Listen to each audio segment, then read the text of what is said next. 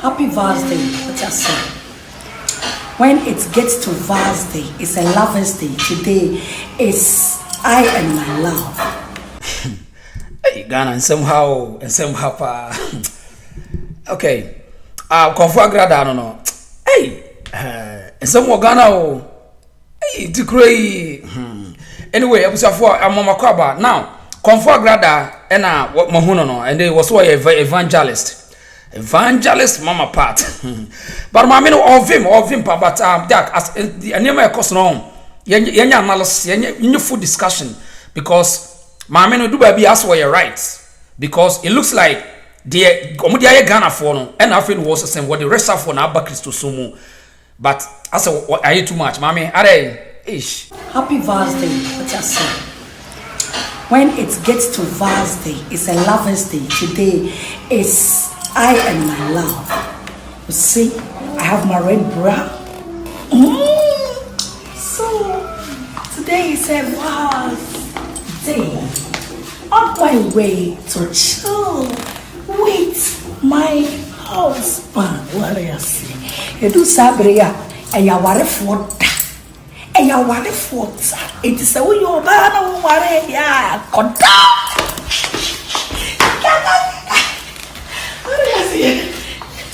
Now, yes, shall see and I shall confirm Agradaa name. What change about of mommy, evangelist, mama part.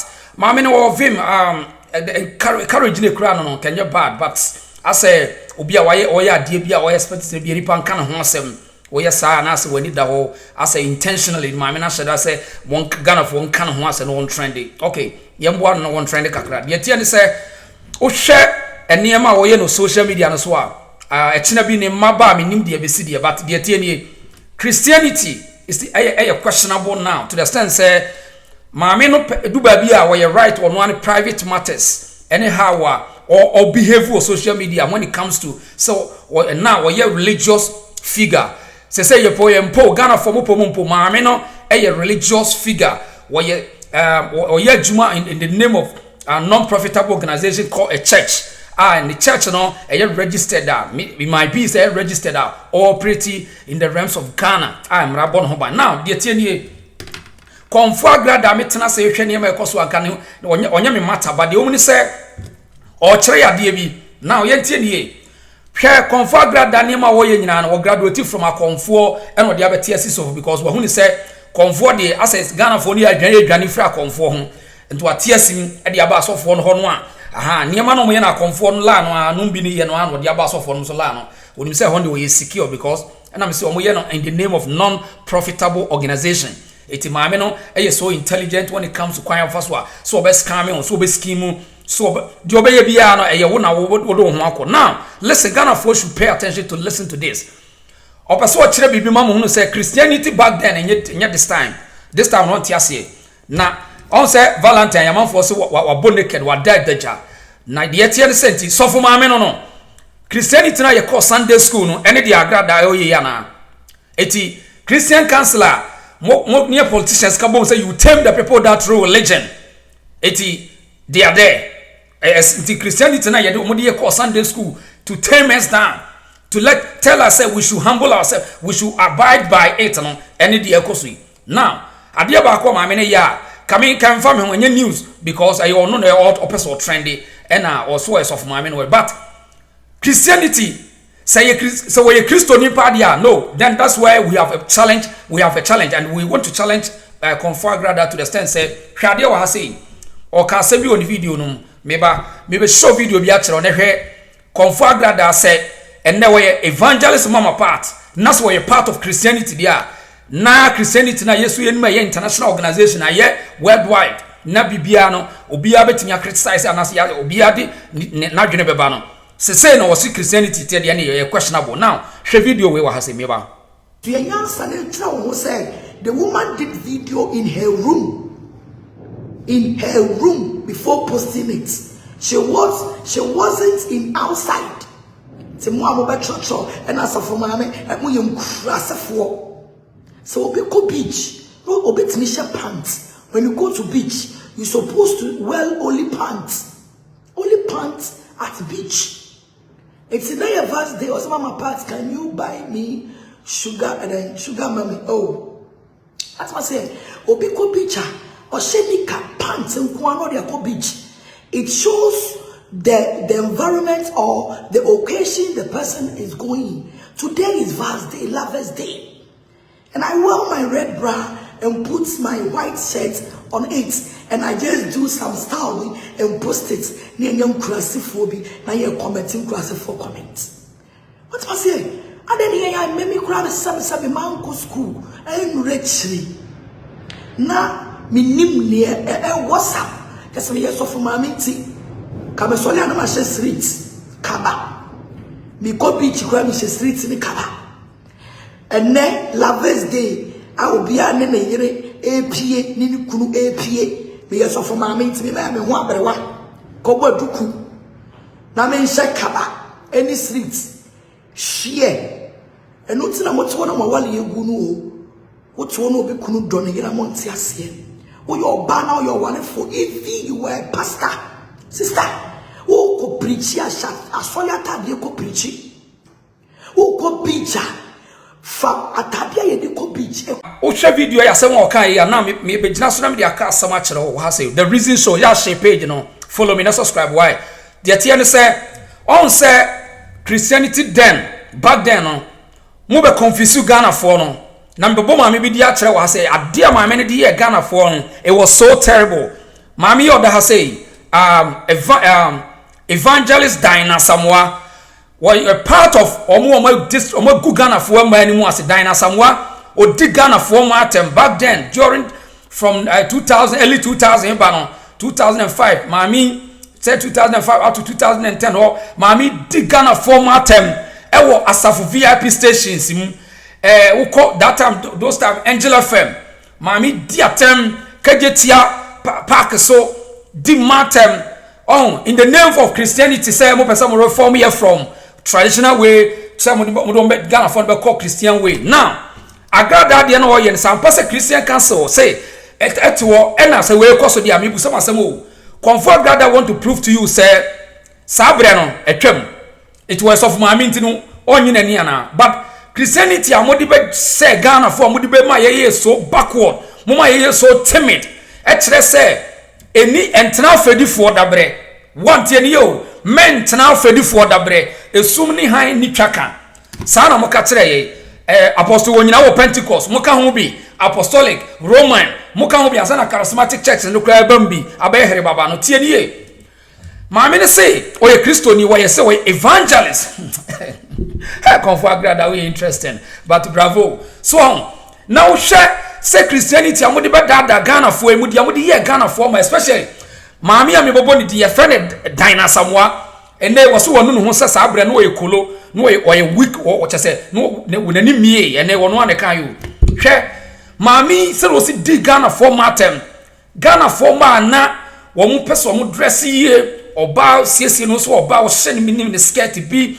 watoto na no kakra wa hye wawu just one twam akwa ba akodi akwase awu a hwe sankrofo ifanyansa kwan di Ghana for matem bring you one down reduce one confidence I chase of a mad elegance of a lady one kele no hwe Comfort Agradaa say masa emeyo so we Osofo maami ntino one ni kunu nchele na hwe Comfort Agradaa ni kunu ha se hwe ade me.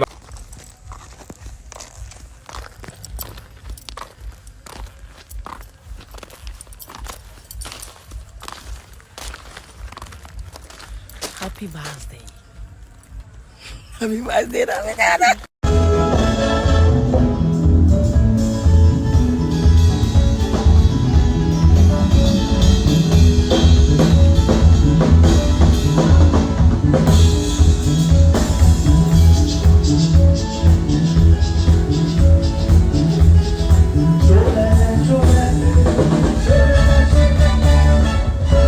Onse uhwe Comfort Agradaa ni niema oni ni kunu ye wa ha e kire wo se omusi ni kunu si Osofo ne ba kono e kire wo se Christianity no se no e obi an ideas and there's no way say Christianity betimi aba ye a theory one theory said ye one theory no mo de be da Ghana fo no a Dinah Samoa otonwom agogo bogogogo na kwase awu am gina so di Ghana fo atam okejetia oba dress ya shanatari kure twam no wokọ na dwuma dan asamwom di wo manatem so wo nyina nkọ hye skirt esi wo na ase wo nyina nkọ boboduku Pentecost for di ba bibi mo dada manu me ka say I think 2050 oba bia for the Pentecost for say asori ne wakoma mti ntare no na ye hye Pentecost for no mo hye de esi wo na ase boduku no etwam o now abusuafo mo ntie ne mani nsan obia de atie ne say ye yesa niema we ya ho ye de reduce ye tie ye vim so ye character cha say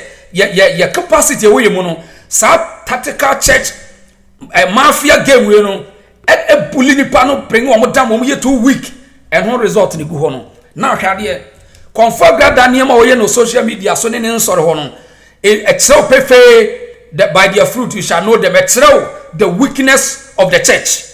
It's the weakness of the church because it all comes at the end, no. At the end, no. But in the beginning of Christianity, the early Christians, nana, it tells you, it says, if we are saying when you dear crying, your papa. Son of Bakato say, we are saying the padia crano, and Tnafedi for the bread, assuming high ni tracker. Obi kran ya wiase japade nya no hwerere kran nkade ne wanya but at the end of the day no the table have turned around now hwewom so wo obehu dia me pache mo abunfu tie ne se ohwe ene ya konfo Agradaa oye in the name of Christianity no it give me the audacity and it permits me to criticize and then to question Christianity, question your belief, and then me person me build on who say dia wo ye bia ye ho ne ne wate oba wo siesie ho asiesie ho ye se wo hye watade a hye ne ye dia wo ye bia ye ho ne ye na they are not different from you.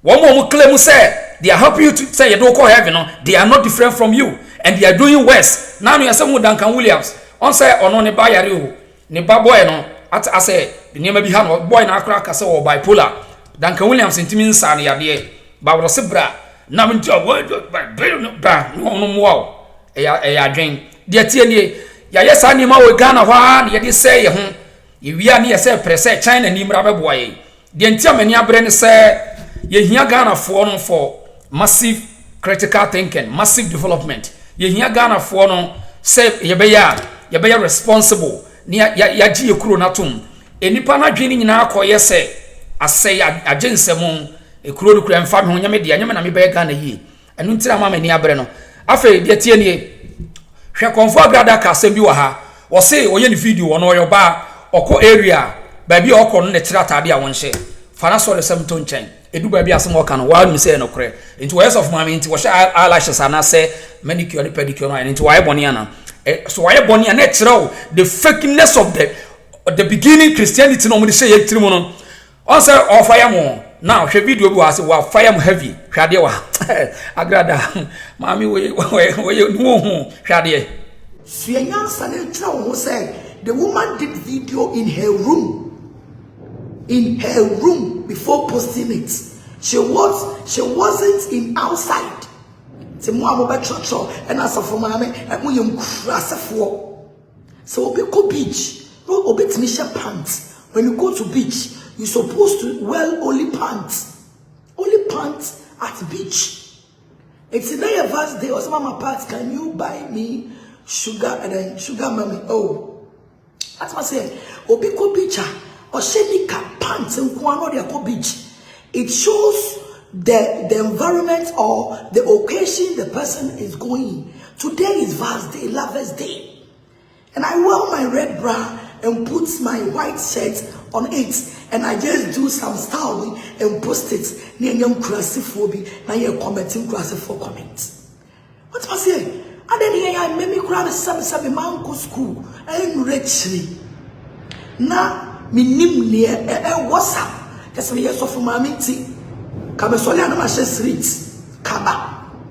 Me go beach go me street ni Kaba. And then lovers day. I will be an ne yere APA ni kunu APA. Me yes of my meeting me na me ho abrewa. Ko duku. Na me nse Kaba. Any street. Share. This is the reason show and we are here to reason.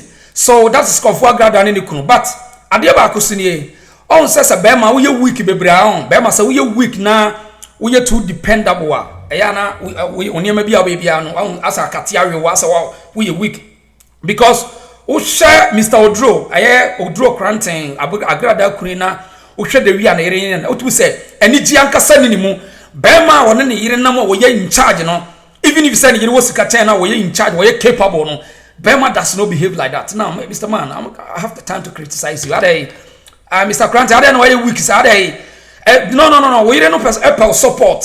That does not mean you should go low like that. I say we not the one we yen we ni any je wom or the person will showcase you. Confirm God. Hey, darling, serious. The crow will cry. Oh, Odro Kranten, Mr. Man, my let the person or package you or showcase you. Children, man, say, we an idea. But say we a week be as a man to say, I dear my many yen or for so. Also, one will be one customer exposed through the video. Also, be okuta video idea and say what video asibia share video depending man pretended the pretendency in that video need too much more pretended do video ni real the fake video ni fakeness need too high and man no you too weak or you too weak for Agradaa to handle. That's a fact. Agradaa you too weak because even if say we was sika that does not mean esa uma oba no sika no enshrine say say oba na kwese wo sika control. On say Bema so there, you need to be a man, right?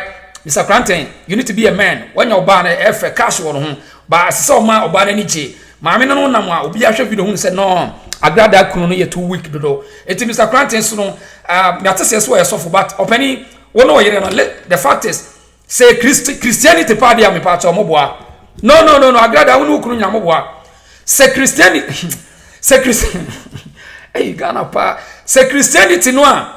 Well, Pentecost for any Roman for any apostolic for any dinosaur muamu akosia wamu di bubomu hey wo di Ghana format them me say ade yam ya no Kumasi pa my god damn and mate me dress come my chepia boy hey sta kohwe krofo dinosaur muamu di wo matem obaye ni tikura e boni and now hwe dinosaur hwe so dinosaur muamu no and na di wotimi hye atade say otimi say hearing a shall we go those time the man wanted young fan say one mo fa mu ya ma hwere wo nkwa e dia wura ho wu ye no dana samwa e moja wo nsa there's a blood on your hand because through your akohwesem oni akosia wam through makohwesem no makohwesem no matoro amudi ye eni ehunahuna ni intimidation ni nipa ni bia hwere wo nkwa because of ayawdie cause obabi pia bonte no obi kan ho asema otimba fie kura besu na wode sa na ofam wawu eti dana samwa emoja wo nsa ho because what dia kohwie untim me ya ho se wa be ya ho akokọ abonkokoro ko bia wa akokọ bia moen ti dia tie ni se Agradaa no la no ye no or expose Christianity or expose mo big time because obaso kire wo se Christian council mun chabu you have no boss mun ni hwa kra what you say Christian council, you dare not try her. So, what do you mean try? Because I know now ten sorry man. What you say? Na say Christianity pali di Agradaa yen hu ye otimi run no for home. My goodness. Christianity ambeka tere yi. And Agradaa say we Osofo maame to a Valentine to hwade my goodness. Anyway, a drobe joya trema. Confo Agradaa dru ba bia de oye na e ono private matters but so what the boss way Osofo maame dia no my kwan say yenka de yeka nkyere wo ye Ghana ni afa ho adwen entena tete adwen nim emo mo mfasa a cake teachings of Christianity no ense wadwen na wo mo yesa nyina no omo run na way omo package wo ho hwe Agradaa ni kuno omo so omo ya Osofo omo hu se hodwo se wo yesa pe no wadne emra kra nche no ontua tax wonye hwe no namu sa na mudi wo machi se wo trendy TM1 on trendy I had the reason so share the page your friend what this year ba ye be share